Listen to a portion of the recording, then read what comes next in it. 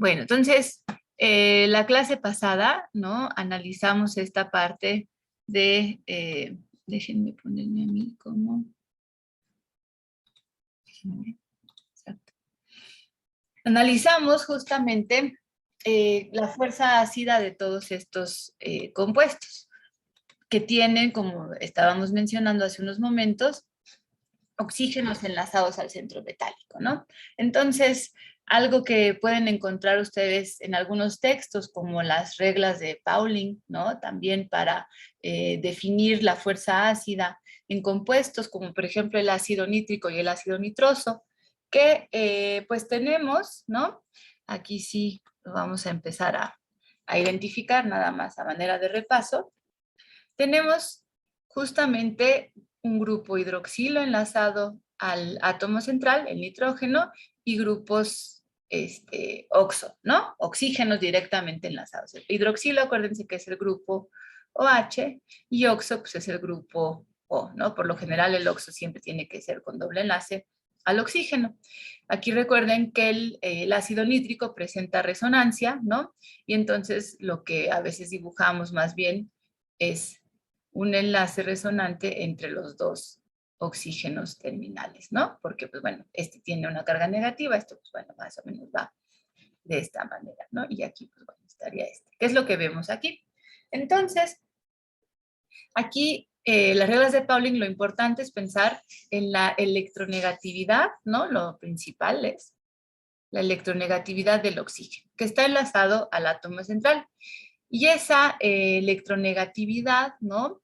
Tiene como consecuencia debilitar este enlace hidrógeno-oxígeno terminal, que al final nosotros sabemos la reacción que llevaremos a cabo del ácido nítrico con agua, pues va a ser justamente disociar ese protón enlazado al oxígeno del grupo hidroxilo.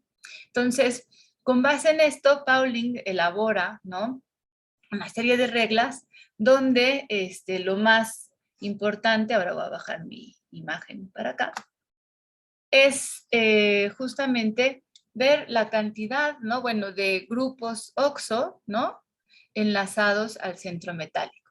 Entonces vemos que mientras más grupos oxo estén enlazados al centro metálico, aquí definidos por esta M, pues nuestro compuesto tendrá una mayor fuerza ácida, ¿no? El pKa, como vemos aquí, es mucho más negativo y eso es lo que estamos distinguiendo, ¿no? En este punto. Entonces, pues en estos compuestos, en los oxiácidos sobre todo, pues podemos tener una aproximación bastante realista, ¿no? Analizando únicamente este tipo de estructuras. Recuerden que tenemos que poner la fórmula del oxiácido, considerando cuántos grupos hidroxilos están enlazados directamente al átomo central y cuántos oxígenos están enlazados al átomo central. Entonces, si ven aquí, el pKa, por ejemplo, para ¿cómo se llama? Ácido nítrico, tenemos 2 oxígenos enlazados al átomo central y el pKa, las reglas de Pauling predicen que estará a -1 y realmente está a -1.4, bastante cerca de lo que predice. Para el caso del ácido nitroso, ¿no? Vemos que, tiene un oxígeno enlazado al centro metal y su pKa debe estar alrededor de 2. En este caso pues, lo vemos bastante, un poquito más alejado, el real es a 3.3, pero es una tendencia pues que sí nos acerca bastante. A ver, alguien está chateando. Ok. Ok, bueno, eso vimos la clase pasada. Entonces, esto pues también se puede seguir estudiando, incluso con los ácidos, por ejemplo, del perclorato. Bueno, aquí tenemos el pKb, pero vean cómo esperaríamos que fueran las estructuras de Lewis de todos los ácidos con las diferentes valencias del cloro, ¿no? Entonces sí tenemos un hidroxilo enlazado al cloro, ¿no? Aquí está el primer hidroxilo, otro hidroxilo que tiene pues estos 2 oxígenos enlazados, un hidroxilo que tiene de nuevo 3 oxígenos y este que tiene 2. Entonces, en este caso, ¿cómo sería el pKa de estos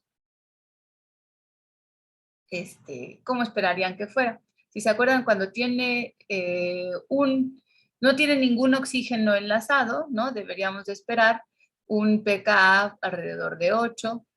Cuando tiene un oxígeno enlazado, ya tenemos un pKa cercano a 2, como decía la regla. Cuando tenemos este caso de 2 oxígenos enlazados, ya tenemos un pKa cercano a -1.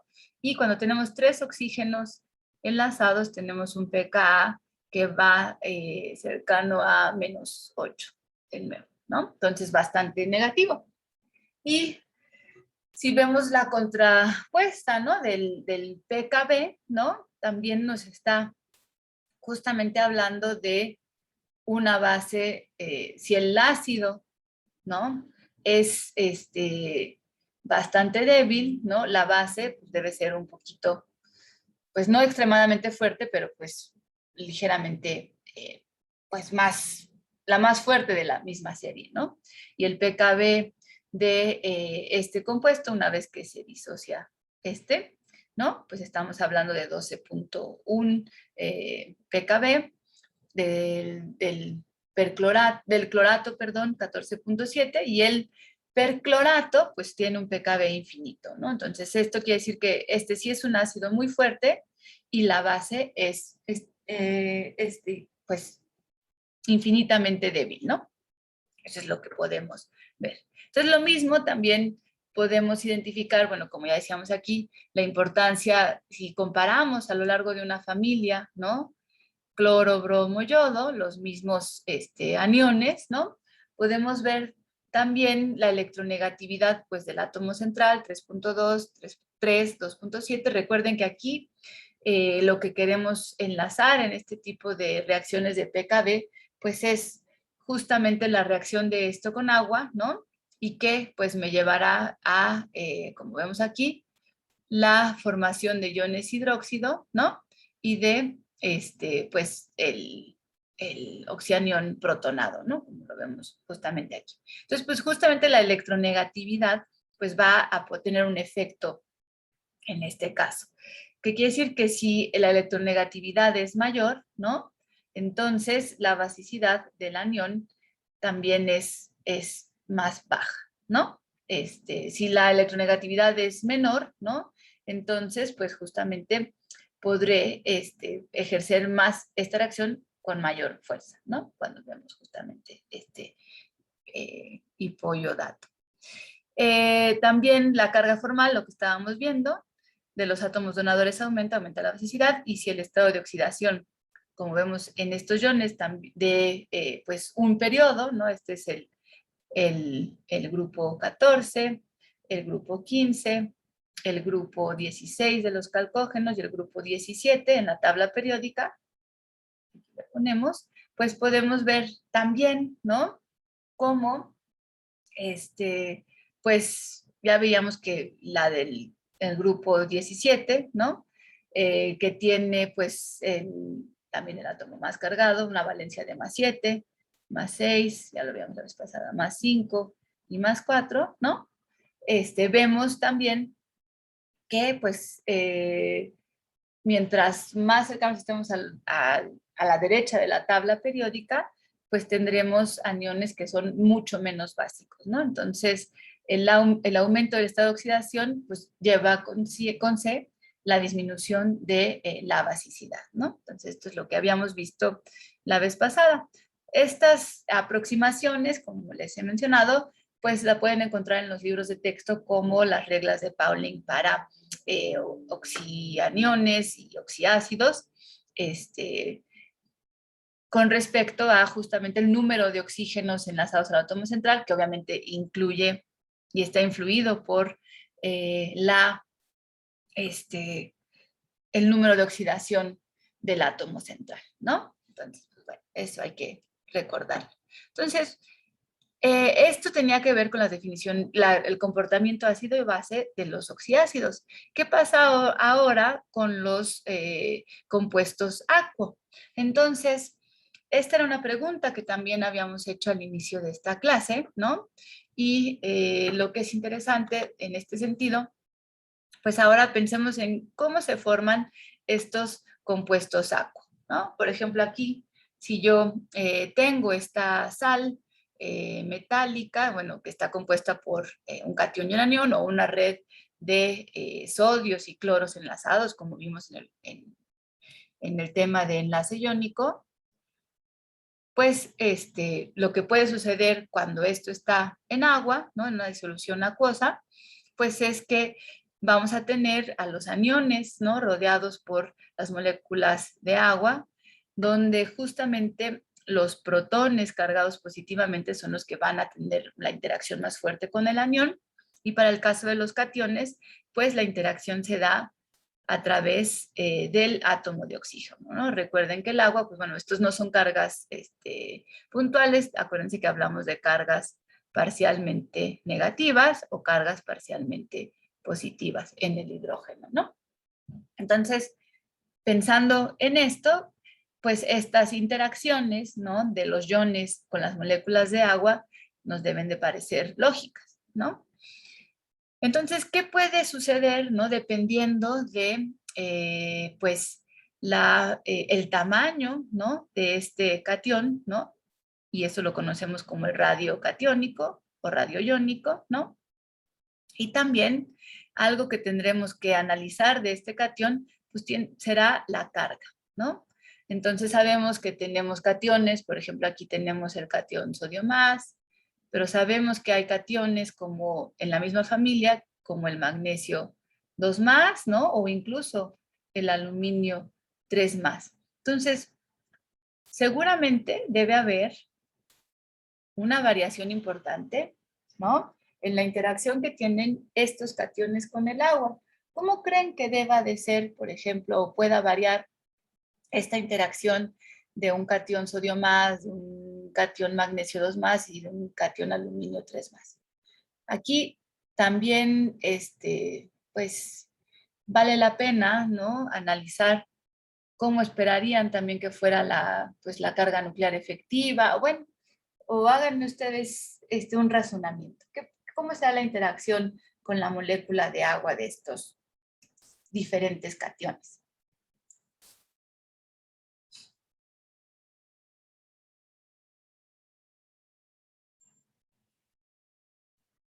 Podremos ver primero cómo varía el radio de estos, cómo varía el radio catiónico.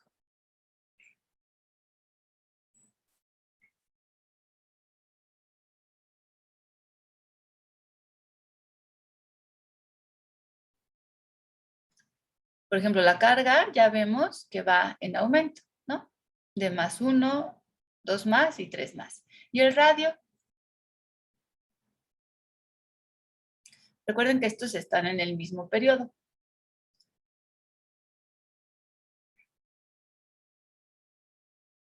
Y todos tienen la misma configuración electrónica, ¿no? Que pues corresponde a la capa cerrada del neón.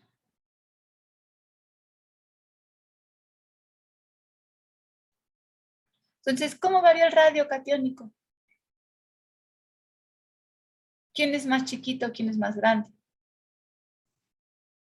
El sodio es más grande y el aluminio es el más pequeño. Exacto. Entonces, aquí, esto, bueno, vamos a poner aumento, disminuye, ¿no? Y aquí vemos que más bien es al contrario, ¿no? Este es más chiquito y además está más cargado, ¿no? ¿Se acuerdan de las reglas de Fajans?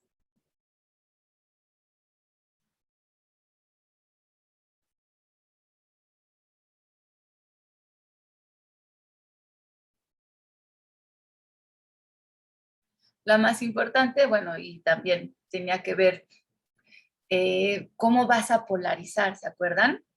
Entonces, las reglas de Fajans me decía, pues bueno, mientras mayor carga, ¿no? Y menor radio, ¿no?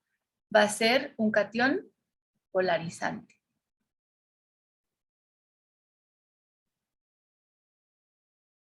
O sea que pues va a deformar más la interacción con el oxígeno, ¿no? Y eso podrá tener un efecto en cómo voy a desprender uno de los protones, que es lo que mido en esta fuerza ácido y base.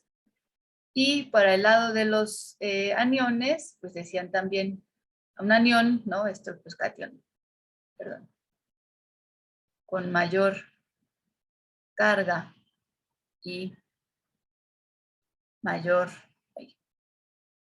radio, esto estamos hablando de un anión polarizable.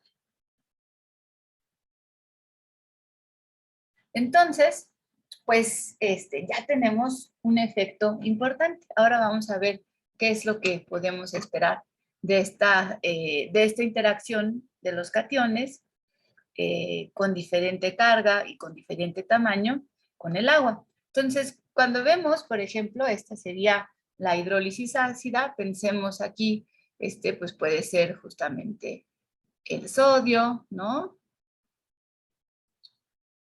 O magnesio, o aluminio 3 más, ¿no? Ya estamos viendo qué podremos esperar, ¿no? O sea, ya sabemos que aquí la carga va en aumento y el radio catiónico aumenta hacia este lado, ¿no? Es más pequeño el aluminio. Entonces, recordando las reglas de polarización, nosotros lo que podemos ver que sucede a la larga es, tenemos por lo general en las interacciones de un catión en un medio acuoso, o sea, acuérdense que hay por un catión, ¿no? Una relación de un catión de sodio, ¿no? Habrá pues una cantidad casi infinita de moléculas de agua, ¿no? O muchísimas moléculas de agua. Entonces, consideren que en realidad alrededor del catión no hay una molécula de agua, pues interaccionando directamente con el catión tendremos 6, 7, 8 las que pues por su tamaño puedan estar interactuando con el catión. Recuérdense de las interacciones débiles, dipolo, ion dipolo, ¿no? Pero después de eso, esa polarización va a hacer, ¿no? Que una segunda esfera de coordinación o de interacción de moléculas de agua con el catión, pues también se pueda llevar a cabo. Y es aquí donde nosotros podemos realizar o estudiar el comportamiento ácido-base de estas sales, ¿no? Que no tienen oxígenos enlazados, pero pues que interactúan con moléculas de agua. Y entonces es ahí donde, gracias a esta polarización o esta fuerza del enlace que tendremos entre el catión y el oxígeno del agua, pues podemos favorecer justamente la disociación de este protón, ¿no? Y entonces, pues tener lo que esperaríamos, pues más bien aquí sí, ya un grupo hidróxido, ¿no? Enlazado al compuesto metálico y pues un anión catiónico, ¿no? Entonces recuerden aquí lo que tenemos realmente es sodio, muchas veces van a encontrar esta interacción, no sabemos cuántas moléculas de agua estarán interaccionando con el sodio, ¿no? Pero con el paso del tiempo, lo que veremos, ¿no? Será ligeramente esta formación. Entonces recuérdense que esto son más bien equilibrios, ¿no? Pero bueno, eso es lo que podríamos observar. Lo mismo podemos ver en la interacción del cloro, ¿no? Por ejemplo, aquí tendríamos, como estábamos hablando, de cloruro de sodio, con diversas moléculas de agua. Bueno, aquí esto me faltó ponerle, todo esto pues tiene una carga positiva, ¿no? Aquí voy a eliminar la carga positiva del cloro y pues vamos a poner más bien. Ay, espérenme, ya no puedo verla. Bueno, aquí no debe estar la carga, ¿no? Quítenlo de aquí, pero bueno, aquí está. Esta interacción, ¿no? ¿Qué me va a dar como resultado?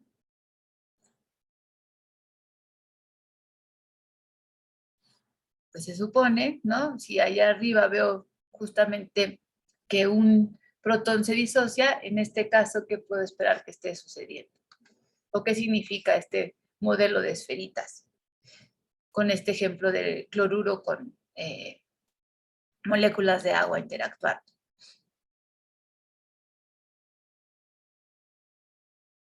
O más bien, ¿qué puede ser esto?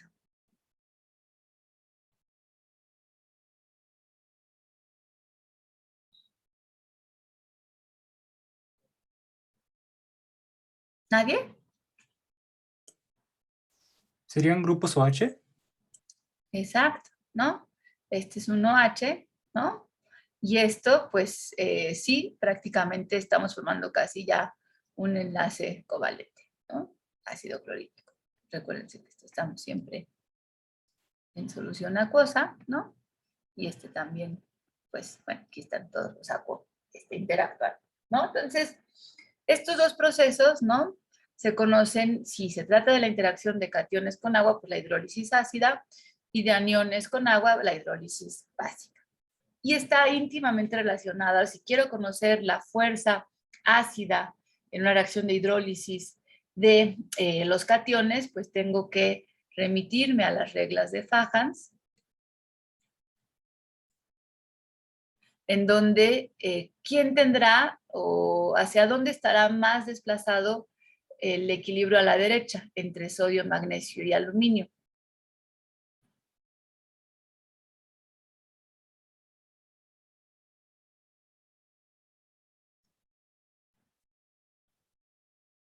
Bueno, aquí recuerden que esto están pues con agua, ¿no?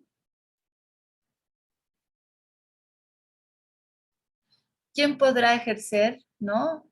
Un mayor efecto en la polarización para poder desprender ese protón de esa molécula de agua interactuando con el aluminio?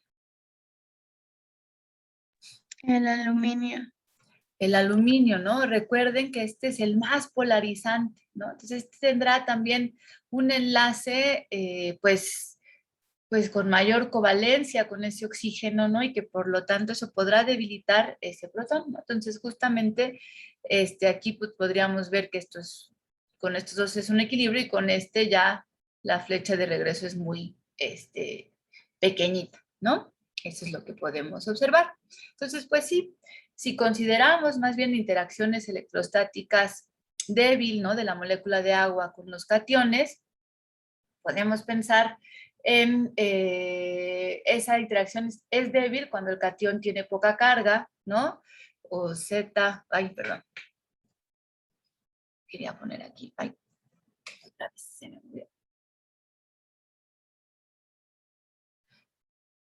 Cuando Z es pequeño, ¿no? Que es la carga, y el radio catiónico es mayor, la interacción electrostática es bastante débil, hay un cambio de densidad electrónica bastante débil y entonces, pues no ejerceremos tan fuertemente la disociación de este enlace oxígeno-hidrógeno, ¿no? Pero para el caso en el que tenemos una carga mayor, ¿no? Y un radio catiónico mucho menor, entonces la interacción electrostática es más fuerte y hay un cambio de densidad electrónica mucho mayor por el efecto de polarización, ¿no? Por el catión pequeño, ¿no? Y eso pues finalmente favorece que pues este protón se disocie, ¿no? Entonces, como dice aquí, al jalar mayor densidad electrónica del oxígeno por parte del catión, esto debilita el enlace oxígeno-hidrógeno del agua y así permitiendo la transferencia del protón hacia una molécula vecina de agua, ¿no? Eso es lo que estaríamos esperando. Entonces, ahora vamos a hacer unas pequeñas participaciones, ¿no? Esto, pues bueno, más o menos ya lo vimos, ¿no? En los ejemplos pasados. Y justamente aquí ya están los valores de pKa que estábamos pues, analizando hace unos segundos, ¿no? Vemos que para el aluminio el pKa pues sí es menor que para el sodio, ¿no? Un pKa de 5 comparado contra el del 7. Entonces sí, justamente el aluminio 3 más es una especie, como ya veíamos, que pues va a favorecer más esta disociación del enlace oxígeno-hidrógeno para generar este tipo de especies, ¿no? Y pues bueno, el catión sodio pues no lo hará con mayor fuerza. Entonces, pues bueno, para concluir con esta parte, pues un pKa menor, ¿no? Una mayor fuerza ácida se da porque hay una densidad de carga alta. Acuérdense, la densidad de carga, ¿no? En este caso pues normalmente ustedes hablan de densidades hablando la masa entre el volumen, ¿no? Entre el radio. Entonces, si quisiéramos ejemplificar una densidad de carga, ¿no? La densidad normalmente, ¿no? Es la masa entre el volumen. Y una densidad de carga podría estar dada, aquí la masa pues sería más bien la carga, ¿no? Y el catión, el radio del anión, pues estaría relacionado justamente con el volumen, ¿no? De ese catión. Entonces, la densidad de carga que tengamos justamente, o sea, en un catión 3 más de aluminio, pues sabemos que el radio es pequeño, que está bastante cargado, entonces es una densidad de carga bastante alta. Y eso pues me llevará a especies con mayor fuerza ácida. Y como dice aquí, los ácidos de las bases conjugadas muy fuertes, ¿no? Son infinitamente débiles y sus propiedades ácidas son despreciables, ¿no? Eso es lo que vemos también con bueno, en el caso de estos compuestos. Por ejemplo, ahora para la hidrólisis básica, ¿no? Tenemos estos diversos ejemplos. Tenemos aquí el fluoruro, bueno, la serie de los halógenos, del fluoruro al yodo. Todos tienen la misma carga. ¿Cómo varía el radio aniónico entre el fluoruro, el bromuro, el yoduro? Esa es pregunta para ustedes.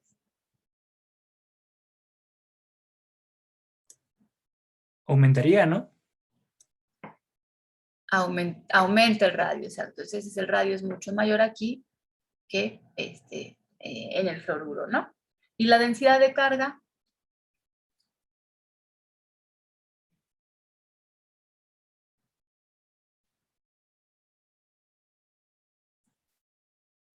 Igual aumentaría del fluoruro al yodo.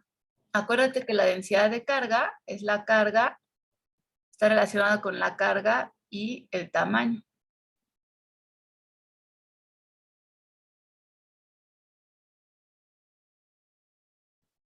Entonces, ¿cómo es con respecto al radio? Proporcional. Disminuye porque como es más grande el radio, se va haciendo más pequeño, ¿no? Bueno, el resultado. Exacto. Entonces, mientras mayor sea esto, ¿no? Menor va a ser justamente la densidad de carga. Entonces, la densidad de carga, ¿no? Es mayor para el fluoruro y es menor para el yoduro, ¿no? Y esto, pues bueno, como hablábamos la vez pasada, la densidad de carga, pues es una buena proporción para ver justamente las capacidades como base. Entonces, ahora estamos midiendo el pKb, la fuerza básica. ¿Quién es la base más fuerte de este conjunto de aniones?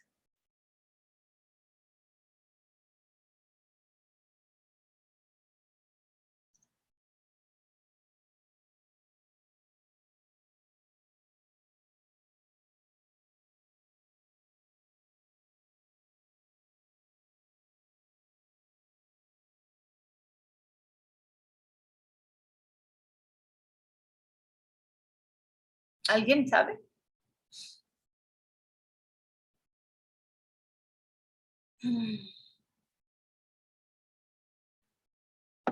¿El yoduro? Con No. este pKb. Ah, ajá. ¿No? ¿Por qué dirías el yoduro? Acuérdense que veíamos, ¿no? Pasa lo mismo, o sea, si hablamos de la definición de ácido, ¿no? Que pues es de pues, liberar protón o hidronios en solución, ¿no? A la siguiente molécula. Ahora lo que estamos liberando son hidróxidos, ¿no? Entonces aquí acuérdense que lo que estamos haciendo, ¿no? Es pues disociar de nuevo de la molécula de agua uno de estos enlaces, ¿no? Para poder estabilizar el hidróxido y la especie, pues ácido, ¿no? Que se está generando con el anión. Entonces, estos PKBs, pues también te dicen lo mismo. O sea, nosotros la fuerza ácida, ¿no? La especie con el menor PKB, ¿sí? Es la especie que, pues, favorece más a los productos, ¿no? Acuérdense que PKB es menos logaritmo de KB, ¿no? Y KB, pues, justamente estamos midiendo, como estábamos viendo la vez pasada, pues, bueno, en este caso, pues, la cantidad de OH, HX, entre, pues, X menos, ¿no? Esto es lo que estamos midiendo. Entonces, es una medida, ¿no? El PKB, justamente, de qué tan favorecidos están los productos. Entonces, una KB donde tenemos poco producto, pero tenemos menos reactivo, ¿no? Entonces, quiere decir que es una KB alta. Y el menos logaritmo de KB, ¿no? Pues va a dar un valor menor, ¿no? Entonces, ¿cuál es la base más fuerte de estos aniones, según estos valores de KB? PKB, perdón.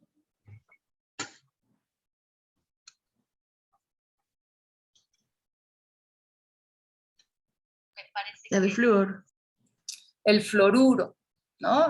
Más precisamente el fluoruro, porque no estamos analizando el flúor como elemento, sino el fluoruro, ¿no? Entonces, el fluoruro es el que está haciendo que la reacción como pueden ver aquí, sea más favorecida hacia productos, ¿no? Y pues es lo que podemos ver con este PKB de 10.4. Ya para los demás, para el cloruro, el bromuro y el yoduro, esta reacción pues, prácticamente es imposible, ¿no? O sea, tenemos valores muy altos de PKB, 20, 23, etcétera. Y aquí, pues, bueno, cuando habla de valores de PKB, bueno, aquí está mal el signo, déjenme corregírselos. El PKB mayor a 14, pues prácticamente me está diciendo que la KB es muy, muy pequeña, ¿no? KB muy pequeña. Recuerden, hay mucha concentración de esto. Y entonces, pues justamente esta reacción, pues casi no se lleva a cabo con los demás fluoruros, ¿no? Entonces, una KB grande o un PKB menor, hay mayor fuerza básica porque la densidad de carga, como ya habíamos visto aquí, es mayor, ¿no? Y pues, bueno, eso es lo que podemos ver de este tipo de compuestos. Entonces, ¿les queda alguna duda de esta parte? No, profesora. Entonces, tengan muy consciente, ¿no? Estas dos definiciones. ¿Qué significa KB? ¿No? Eso lo saben ustedes porque ya en Química General 2, pues hablaron de todo ese equilibrio químico, que es muy importante. La parte de definición de PKB menos logaritmo de KB, pues que va a ser justamente un valor inverso. Recuerden que la fuerza básica, en realidad, aquí lo que estamos midiendo, pues es prácticamente, pues que hay muy poco de esto, ¿no? Y esto, pues prácticamente irá con valores del PKB, va con valores de 10 a la menos 10, más o menos, ¿no? Y para el caso de los PKBs, pues todavía valores mucho más pequeños, ¿no? Estamos dividiéndolo entre algo muy grande para estos acá, pues que van ya del orden de 10 a la menos 20, ¿no? Entonces, en estos casos, pues sí, casi es imposible la hidrólisis básica y pues la fuerza básica de aniones como cloruro, bromuro y yodo, pues van a ser mucho menores. Entonces, con estas pequeñas reglas de densidad de carga o de analizar simplemente la carga y el tamaño, ¿no? Podemos ya pues, hablar de cuál es la fuerza de estos compuestos iónicos o estos iones cuando están interactuando con el agua, ¿no? Entonces, de nuevo recordar la base de los ácidos conjugados que son muy fuertes, son infinitamente débiles, ¿no? Y esto pues sí se correlaciona porque pues habíamos visto ya en esta clase, ¿no? El pK, por ejemplo, del ácido yodhídrico, y que es pues uno de los más fuertes, ¿no? Y bueno, hablando del ácido yodhídrico, pues analizábamos pues qué es lo que está sucediendo, ¿no? Cuando, pues bueno, tenemos esta formación, ¿no? H3O o más, ¿no? El yoduro en disolución acuosa. Sabemos que esta disociación es bastante favorecida, tiene un pKa, perdón, menor que 0, negativos, así está hacia los productos esta reacción. Entonces, la fuerza básica del anión, ¿no? Pues como vemos aquí es infinitamente débil, ¿no? Es lo que estamos observando. Y con esto pues se relaciona lo que sucedería con este tipo de compuesto. Entonces, aquí recuerden, ¿no? Que todo esto que vemos aquí en realidad se traduce a tener la interacción de estas aniones, ¿no? Con N moléculas de agua y que se conocen como compuestos acuosos, ¿no? Y este es las otras cuestiones que podemos analizar de estos ácidos y estas bases, ¿no? Bueno, estas propiedades ácido-base que tienen pues, los compuestos acuosos, los oxiácidos, los oxianiones, etc. Ok, bueno, aquí también me faltó, ahí déjenme regresar para que se quiten los rayones. Analizar qué sucede, por ejemplo, con el sulfuro. A ver, el azufre, ¿no? Está a la izquierda del cloro. Entonces, ¿cómo tendrá que ser? Y aparte, pues está más cargado a comparación del cloro, ¿no? Si yo comparo con pues bueno, obviamente están en el mismo periodo, tienen la misma configuración electrónica, pero tiene, pues, una mayor carga. ¿Cómo será el tamaño del sulfuro con respecto al cloruro, considerando que están en el mismo periodo? En la tabla periódica, ¿no? Acá arriba, pues está el oxígeno de los calcógenos y acá está el flúor en la tabla periódica. Entonces, ¿cómo es el tamaño del azufre con respecto al cloro?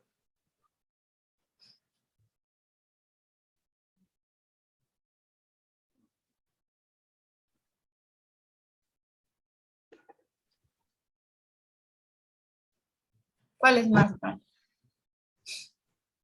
¿Es más grande el azufre? Es más grande el azufre, acuérdense que así varía. Entonces, ¿qué puedo esperar ahora si todavía pienso que el azufre tiene 2 electrones de más, ¿no? Y el cloruro tiene pues solo un electrón de más. ¿Cómo será la diferencia de los radios?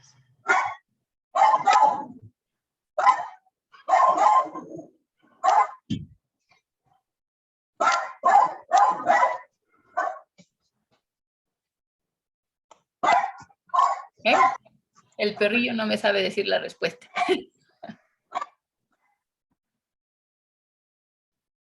¿Quién es más grande, el sulfuro o el cloruro?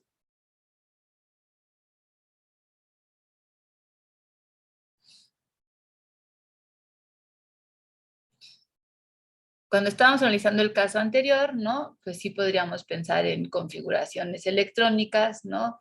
Nada más voy a poner la del periodo del 3p, ¿no? Este 3p tiene 4 electrones 3p4 y este es un 3p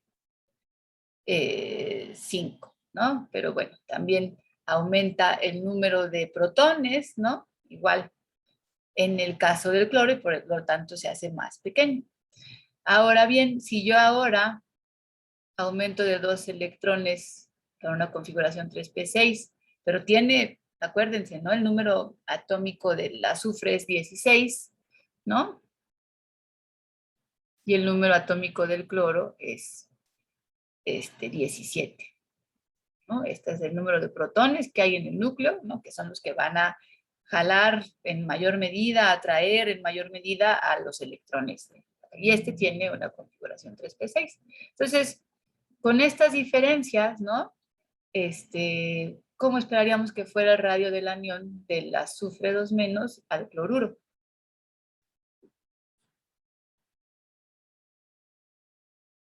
¿El mismo? ¿Por qué va a ser menor? No, el mismo. ¿El mismo? Ajá.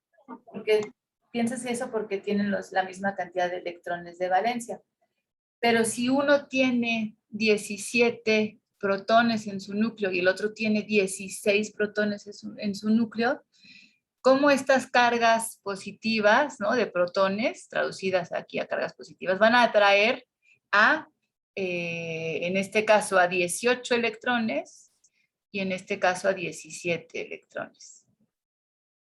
Perdón, 18 electrones. En los dos casos, 18 electrones. ¿Quién va a atraer con más fuerza a esos 18 electrones? 17 cargas. El cloro. El cloruro. El cloruro. Y si las atrae con más fuerza, ¿cómo va a ser el tamaño? Más pequeño. Más pequeño, ¿no? Entonces, justamente el radio va a ser ligeramente mayor, ¿no? El del sulfuro contra el del cloruro, ¿no?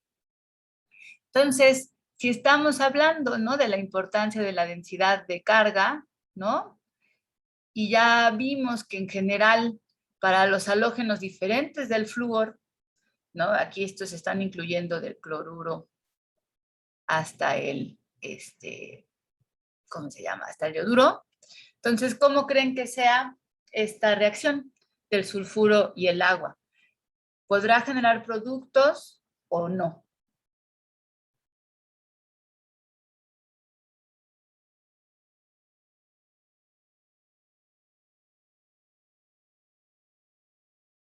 Aquí, acuérdense que este estaba al revés. Porque este es un pKb mayor a 14. Entonces, ¿cómo será la reacción del sulfuro en agua?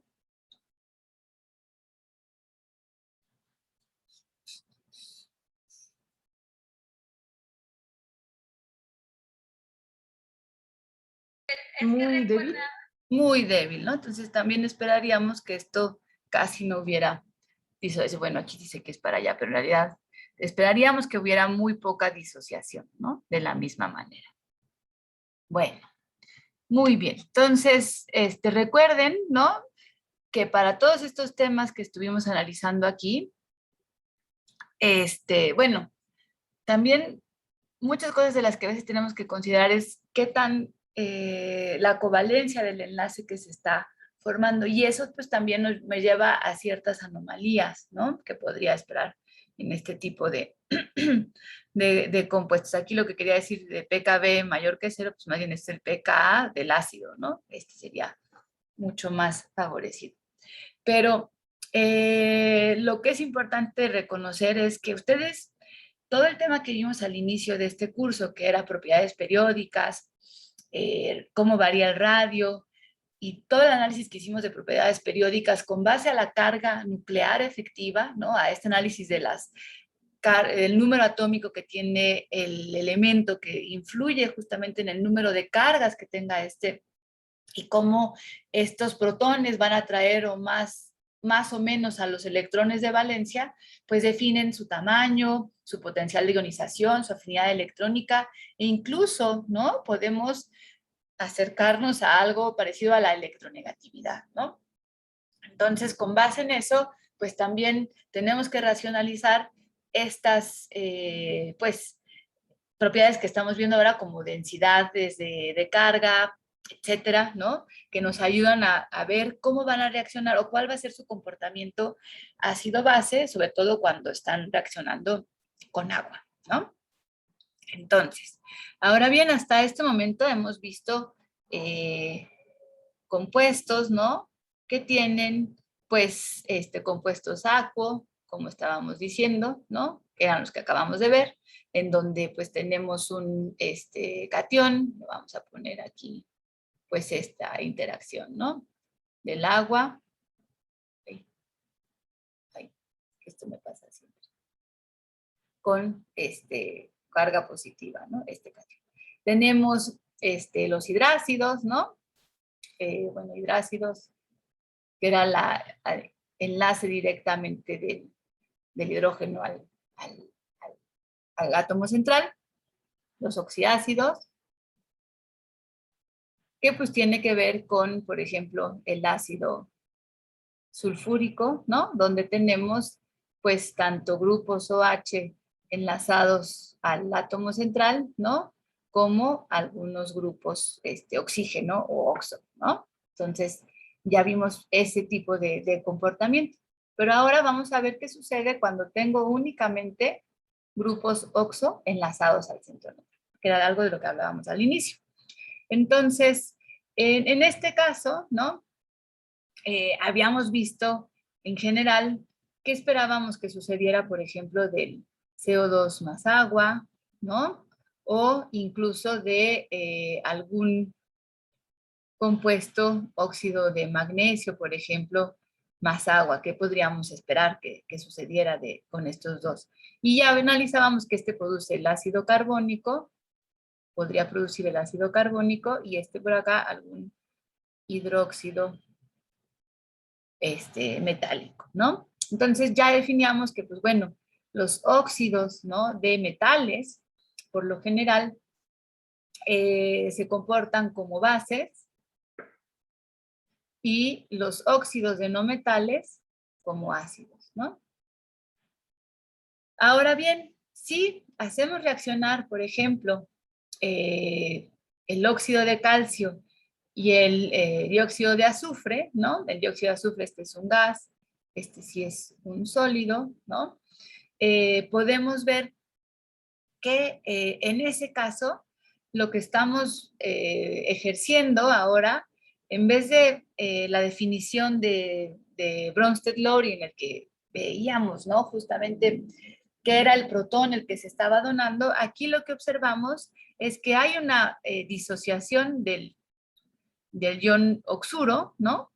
Y se está enlazando al azufre, ¿no? Al dióxido de azufre que estamos viendo aquí. Por lo tanto, lo que sí tenemos ahora es un compuesto de carácter más iónico, ¿no? Que es el sulfito de calcio, ¿sale? Entonces, lo mismo podemos ver, por ejemplo, el óxido acídico o de no metales, el dióxido de carbono con una base, como ya la conocemos, pues lo que me va a generar, por lo general, es el carbonato de sodio, ¿no? Y agua como reacción, ¿no? Entonces, la reacción es ácido-base, por lo general, cuando ya hay hidrógenos de por medio, pues me van a generar también agua.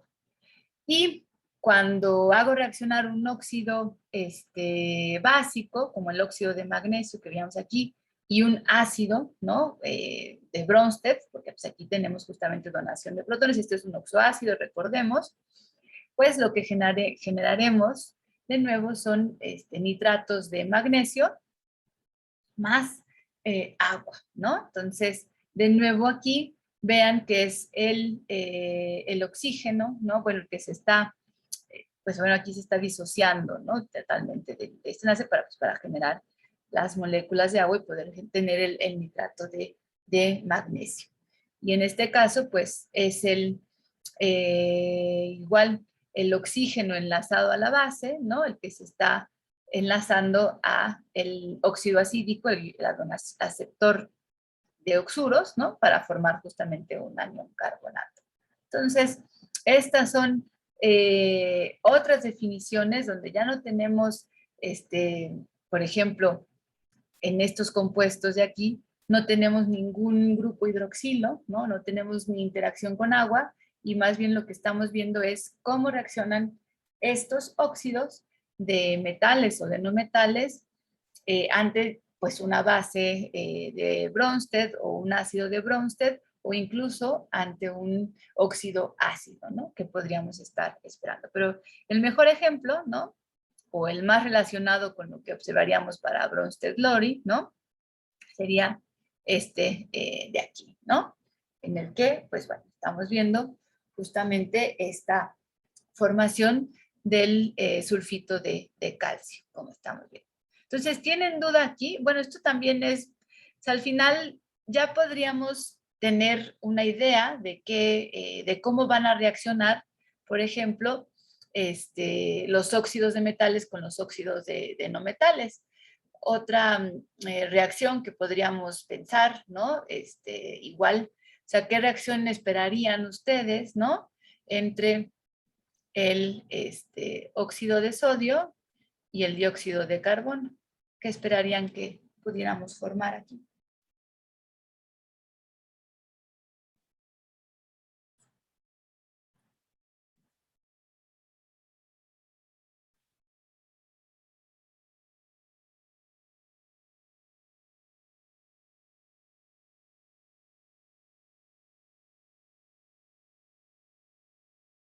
¿Mm?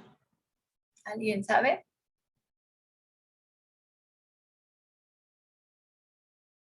Según todos los ejemplos que hemos visto. ¿Este sería un óxido básico o ácido? Básico. Este es el óxido básico. ¿Y este de acá?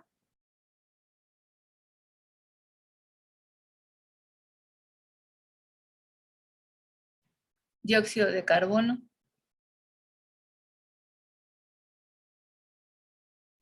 Ácido. Es un Un óxido óxido ácido. ácido. Sí, exacto. Porque es un óxido de un no metal. Entonces, al igual que los ácidos y bases en la definición de Bronsted-Lowry, donde la partícula que se dona, ¿no? Es el H+, ¿no? Aquí lo que estamos donando o aceptando es el oxuro, 2-, ¿no? Entonces, en las reacciones ácido-base de Bronsted y Lowry, por ejemplo, si yo, son reacciones de neutralización, ¿no? Si yo reacciono un ácido con una base y genero agua normalmente. Pero bueno, aquí no estoy donando protones, pero ¿qué puedo esperar como producto entre estos dos compuestos? Entre un óxido básico, que se parece a esta reacción, ¿no? El óxido básico y el óxido ácido. ¿Qué producto puedo esperar? Carbonato de sodio. Carbonato de sodio, efectivamente. Entonces aquí lo que yo voy a esperar, ya la reacción balanceada, ¿no? Ah, bueno, no, en realidad, si recordamos, el carbonato es 2-, ¿no? Entonces, pues esto ya queda ahí balanceado. Entonces no necesito ponerle 2 CO2. Simplemente así, ¿no? Puedo ver que pues formo el carbonato de calcio, la especie como de neutralizada, ¿no? Entre el ácido y la base. Entonces justamente veo esto y pues lo que estoy viendo aquí es que hay una disociación de, igual que en la fuerza básica o ácida, ¿no? Disocio un ion oxuro, ya no un protón, ¿no? Y pues va a donarse justamente al ácido. Es diverso de lo que vemos con el protón, también piensen, son cargas diferentes el protón y el oxuro, ¿no? Entonces, pues la definición se invierte, ¿no? O sea, en un ácido, una definición de Bronsted de un ácido, es la especie capaz de generar hidronios o de donar protones, ¿no? Y en este caso es el óxido básico o la base en Luxflot es la especie capaz de donar el anión oxuro, ¿no? Entonces, estas son las dos diferencias. Y pues bueno, cuando ya vemos reacciones con ácidos o bases de Bronsted-Lowry, que ya tienen pues protones involucrados, pues sí generamos como reacciones ácido-base, normalmente pues agua, ¿no? Como en estos dos, de estas dos reacciones de neutralización. Entonces, practiquen con la serie más ejercicios de este tipo para que pues se familiaricen con lo que puede estar sucediendo. Ok, bueno, entonces ahora bien, llegamos hacia la última parte de este tema que tiene que ver con los ácidos y bases de Lewis. Entonces, como hemos analizado, ¿no? en la diapositiva anterior, hay definiciones en las que la partícula que se dona pues es un protón Hay definiciones en las que la partícula que se dona es un ion oxuro, ¿no? O un anión, perdón. Y hay definiciones como la de ácidos de Lewis que lo que se dona en realidad son pares electrónicos, ¿no? Entonces, un ácido de Lewis es un aceptor de pares electrónicos y una base de Lewis es un donador de pares electrónicos. Entonces, ya con esto y Lewis, ¿no? Podríamos pensar, ay, es que déjenme mover esta imagen.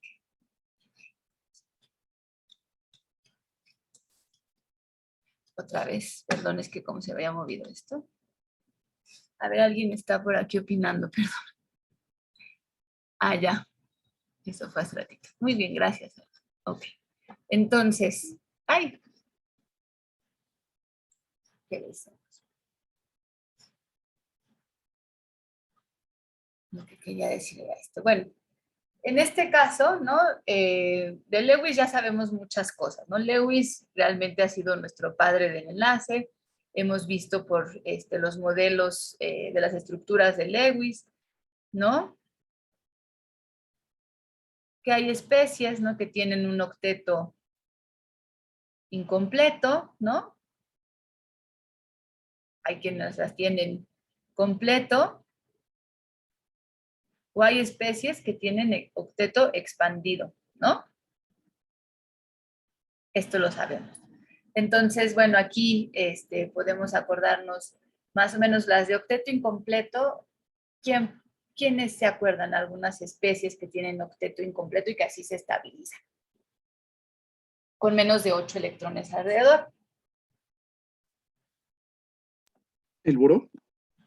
El boro, ¿no? O sea, todas las especies de boro tienen octeto incompleto. Y de hecho, si habláramos del tricloruro de boro, pues veríamos que efectivamente es una especie con octeto incompleto, ¿no? Una especie con octeto completo, pues puede ser el dióxido de carbono, ¿no?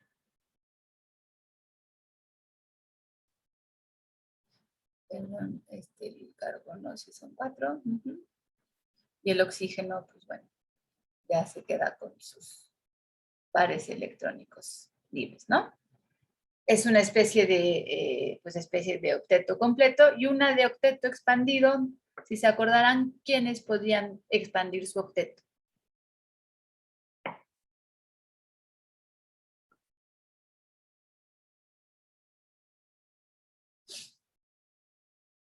Especies como fósforo, ¿no?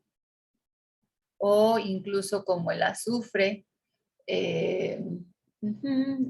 Tendríamos también el hexacloruro de azufre. Entonces, estas son especies con octeto expandido. Entonces, en ácidos y bases de Lewis, podemos ver que aquellas, ¿no? Que tienen un octeto incompleto, o incluso aquellas que tienen también un octeto completo, pueden reorganizarse para expandir su octeto. Entonces, aquí vemos, por ejemplo, la reacción de un ácido de Lewis muy común, ¿no? Que puede reaccionar con un fluoruro para cambiar. Lo que es más interesante de esta especie de ácido de base y base de Lewis es, ¿se acuerdan qué geometría debería de esperar alrededor del boro en este compuesto de trifluoruro de boro?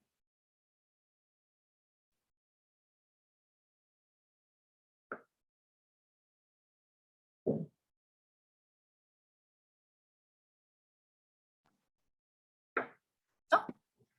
Si solo tiene 3 pares alrededor enlazados y no tiene ningún par libre, ¿qué geometría debería de tener?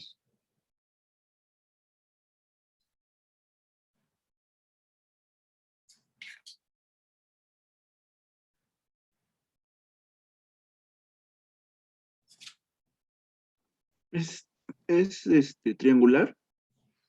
Trigonal plana. Trigonal plana, perdón. Trigonal plana, exactamente. ¿No? Como si esto realmente fuera un plano y tuviera esto.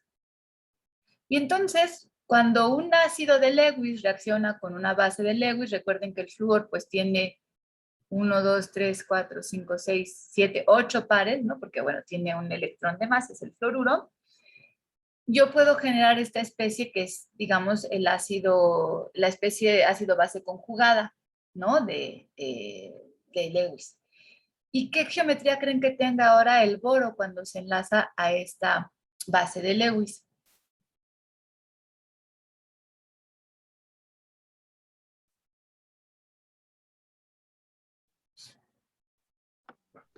Tetraédrica, ¿no? Tetraédrica, ¿no? Entonces, justamente este boro, ¿no? Al enlazarse al otro flúor, pues lo que generamos es justamente una geometría tetraédrica, ¿no? Entonces pasa de trigonal plana a una geometría tetraédrica en el producto, ¿no? Entonces, vemos estos cambios de geometría asociados, ¿no? A estas especies, pues, aceptoras de pares electrónicos, ¿no? Por ejemplo, en el mismo grupo del boro está el aluminio, ¿no? Y aquí tenemos al trifluoruro de aluminio. Igual el trifluoruro de aluminio, ya les adelanto, pues es una especie como la del boro, ¿no? Es trigonal plano. ¿Y qué pasa cuando se enlaza a 3 fluoruros? ¿Qué geometría cambia? ¿A qué cambio ejercerá eso en la geometría de este compuesto?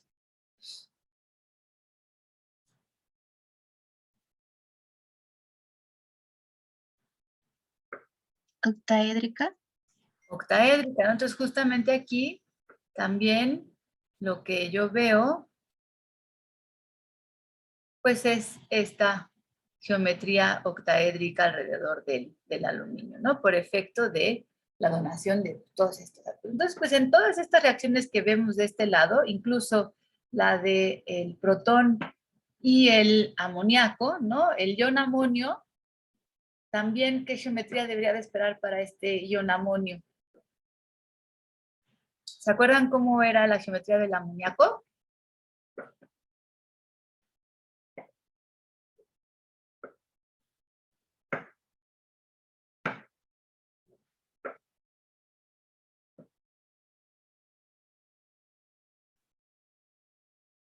El amoníaco era una pirámide trigonal, ¿no?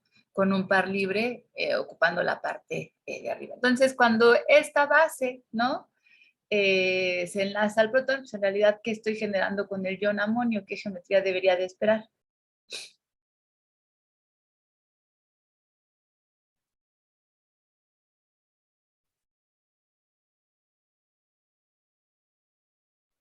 Octaédrica.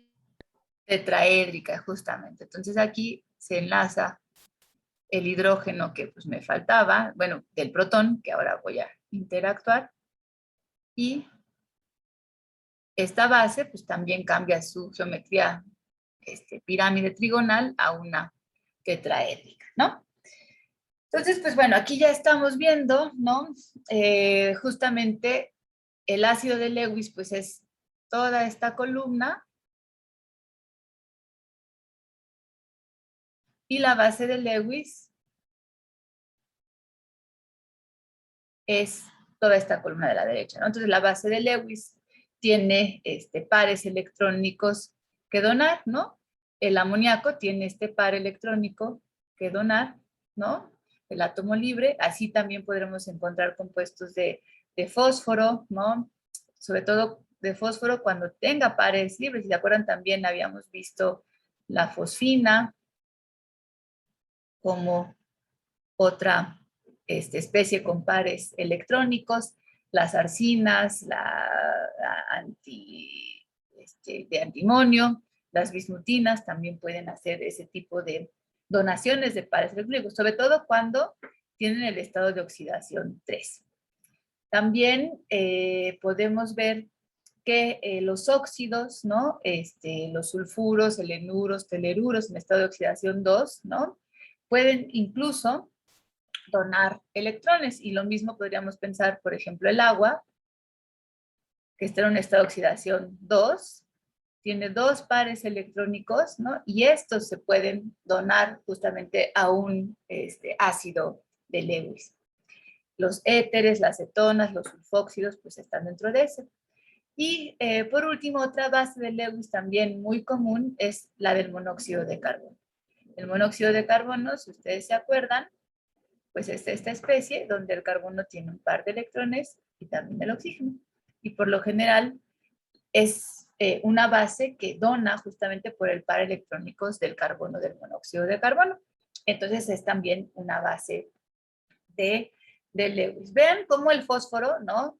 En estado de oxidación 3 puede ser una base de Lewis, pero en estado de oxidación 5, ¿no? Se está comportando como un ácido de Lewis, porque en este caso está aceptando los pares electrónicos del cloruro, pasando de una geometría BPT, bipirámide trigonal, a una geometría octaédrica, ¿no? En el caso del hexafluoruro de fósforo, en este anión resultante. Y lo mismo el azufre, ¿no? Que aquí lo veíamos en estado de oxidación 2, cuando está en estado de oxidación más alto, como el 4, ¿no? En este caso, este es un tetraedro. Bueno, no. Este de aquí debería de ser. ¿Cuál sería la geometría de este tetrafluoruro de azufre? Recuerden que el azufre tiene 6 electrones, ¿no? Y que solo 4 están enlazados al flúor, ¿no? Entonces le queda un par libre. ¿Qué geometría debe de tener este hexafluoruro de azufre? Pirámide cuadrada. No, porque una pirámide cuadrada requeriría, pues, algo que la sostuviera abajo, ¿no? Tienes 4 enlaces, ¿por qué va a tener una pirámide cuadrada? 4 pares enlazados. Según la fórmula de Gillespie, ¿no? Esta es una especie que tiene 4 pares enlazados y un par libre.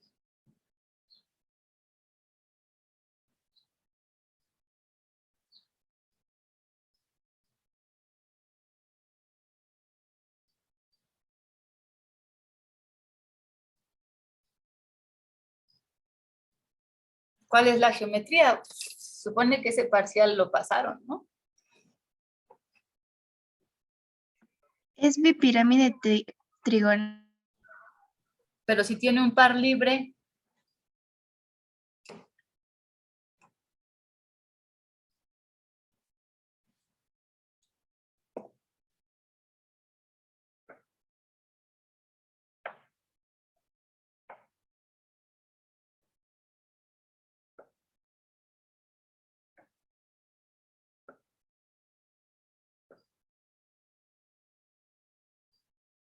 ¿cómo se acomoda ese par libre en una bipirámide trigonal?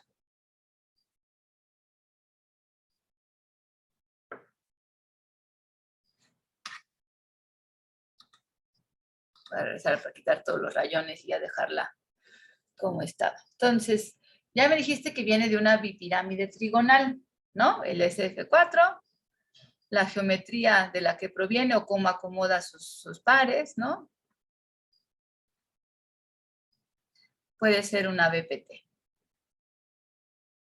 Pero, ¿dónde queda ese par libre? Que obviamente puede tener repulsiones importantes con todos los otros átomos para que me dé una geometría observable, ¿no? La geometría que yo observaría, ¿cuál sería?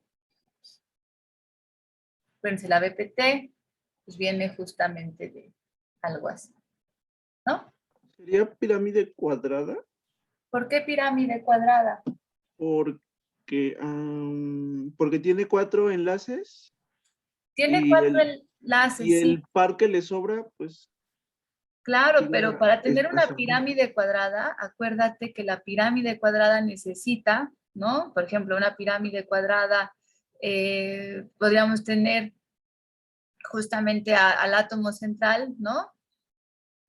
Que tiene un enlace, estas especies enlazadas aquí.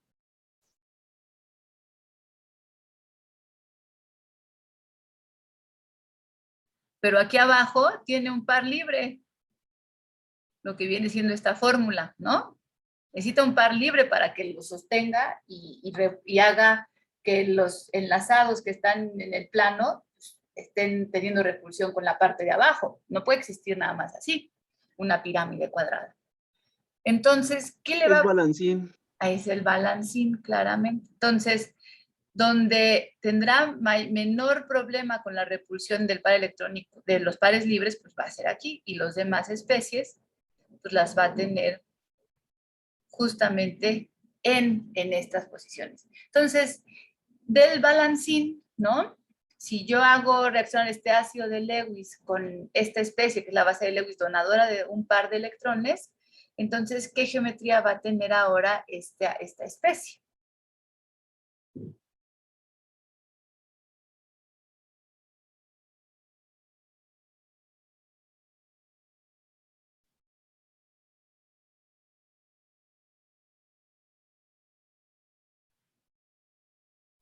Ese sí sería pirámide cuadrada. Exactamente. Esta sí sería una pirámide cuadrada, porque ese par electrónico lo conserva, ¿no? Únicamente lo que estamos viendo ahora es que hay un nuevo enlace, ¿no? Que se está generando sobre esta especie, ¿no? Entonces sí, efectivamente esta ya es una pirámide base cuadrada, ¿no? PBC, y pasa de una balancín a una pirámide base cuadrada, ¿no? Entonces, pues vemos, ¿no? Estos cambios asociados a la interacción con la base de Lewis en la geometría que teníamos originalmente en estas especies. Entonces, hasta aquí lo voy a dejar. Lo que sí me gustaría que ustedes identificaran, por ejemplo, en estos últimos 5 minutos, alguien por aquí dijo algo, pirámide trigonal, balancín, Marco Ventura, claro, ya lo había dicho. Vamos ahora a ver de la serie, y aquí estamos viendo, por ejemplo, ¿cuál de las siguientes sustancias que vemos aquí, de este carbonato de calcio, sulfato o ácido sulfúrico, tungsteno, esta arsina, ¿no? O este ácido acético, podrían ser ácidos de Lewis. ¿Quién podría ser una especie aceptora de pares electrónicos?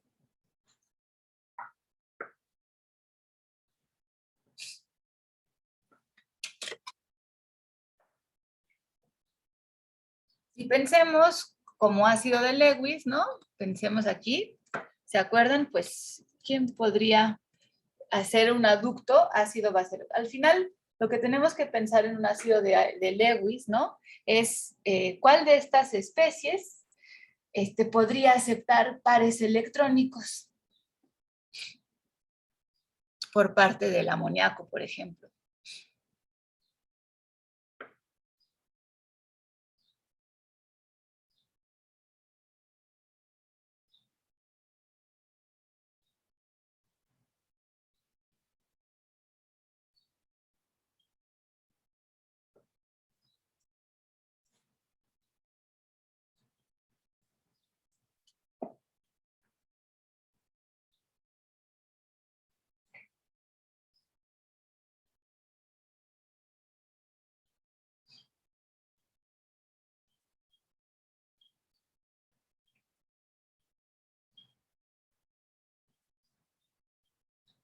Sería el sulfato diácido. El ácido sulfúrico, Ajá. ¿por qué? O sea, ahí sí vas a hacer una Mm, reacción ácido-base, pero lo que formaría sería, no tendrías, sulfato. en Ajá. un aducto, como tú viste en las reacciones que hicimos ácido-base de Lewis, no se disocia nada, no se pierde nada, solo cambia la geometría de el átomo central para enlazarse a esta especie.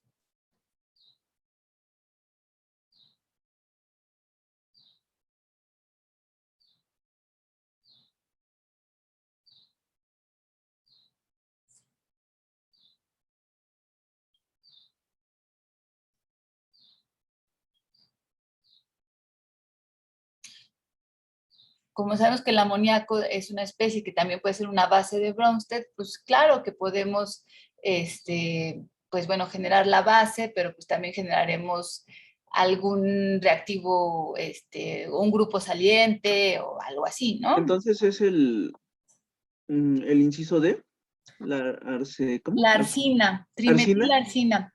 Ajá. Arsénico, ¿en qué grupo de la tabla periódica Está está? en el grupo 5, en el periodo 4. Es el mismo, Entonces, el periodo del amoníaco, ¿no? ajá.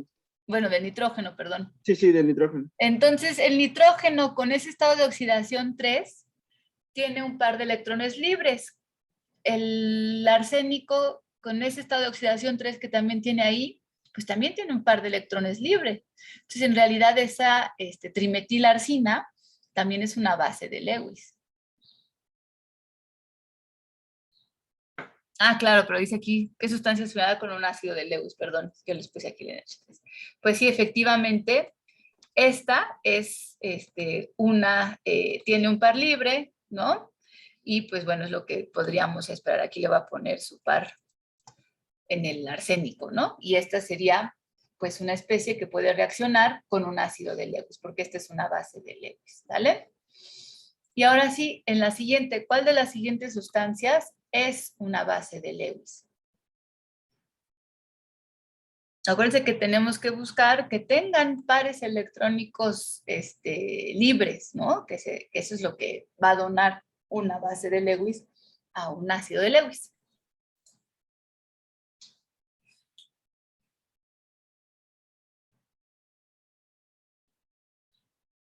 Pues ahí sí sería el B, ¿no? El amoníaco. El amonio, perdón. Pero, por ejemplo, ¿el cloruro no tiene pares libres para donar? Ah, sí, también. ¿Y el agua? Ah, entonces serían todas, ¿no? También. Porque también el Exacto. de abajo. El dimetilsulfuro, El ¿no? O sea, dimetilsulfuro, acuérdense, ajá. el oxígeno y azufre en estado de oxidación 4, que aquí están, nitrógeno en estado de oxidación 3, ¿no? Y pues bueno, los iones cloruro pues también tienen pares electrónicos. Entonces aquí efectivamente pues estamos hablando de todas las especies, ¿no? Y en esta siguiente, que puede ser más compleja, ¿cuál de estas especies presenta un comportamiento de ácido de Lewis, de aceptor de electrones, de pares de electrones?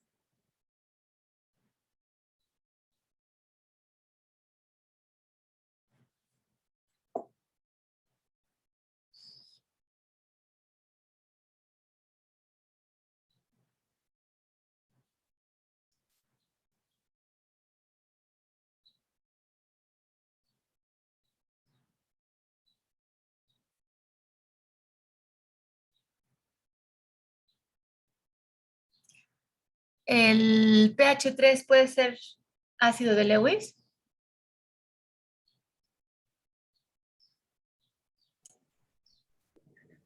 Sí. Porque tendría un solo par.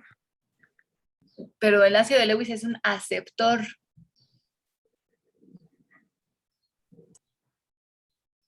Si tiene un par, puede ser un donador, no un aceptor.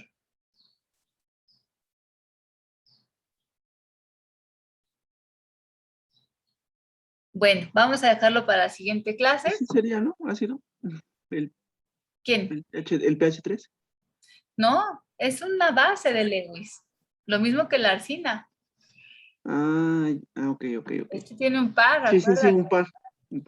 Un par electrónico. Y el amoníaco, el trifluoro de nitrógeno También es una base, ¿no? también es una base. Y el PCl3, tricloruro de fósforo, Que también es una base. también es una base. Y el monóxido de carbono, como lo habíamos visto, en realidad el monóxido de carbono, hagan las estructuras de Lewis, van a ver que tiene un par el carbono y un par el oxígeno. Entonces, el único sí. que podría ser un aceptor, pues es este, ¿no? Recuerden que este pues puede reaccionar con un cloruro, pues para dar PCl6. Profesora, una pregunta. Sí. En la pregunta 11, o sea, el que marcamos es una base, ¿no? Porque dice aquí, ah, ok, sí es cierto. No, entonces no es un ácido de Lewis, perdón. Pensé que era exacto. Entonces, ¿cuál es cuál es el ácido de Lewis? ¿Quién va a aceptar un par de electrones? ¿No sería el ácido acético? Es un ácido de Bronsted, pero no va a poder aceptar electrones. El tungsteno. El tungsteno es la única especie que si lo analizamos, pues por ejemplo, si reaccionara, no sé, ya no está funcionando, si reaccionara con agua o con amoníaco, pues podría ser un aceptor de ese par de electrones. Entonces es el tungsteno el que está trabajando ahí. Pues muy bien, chicos. Vamos a dejarlo hasta aquí. Perdón. Y pues nos vemos la siguiente clase. ¿Sale? Vayan resolviendo la serie, por favor. Hasta luego. Gracias, Luego, profesora. profesora. Hasta luego.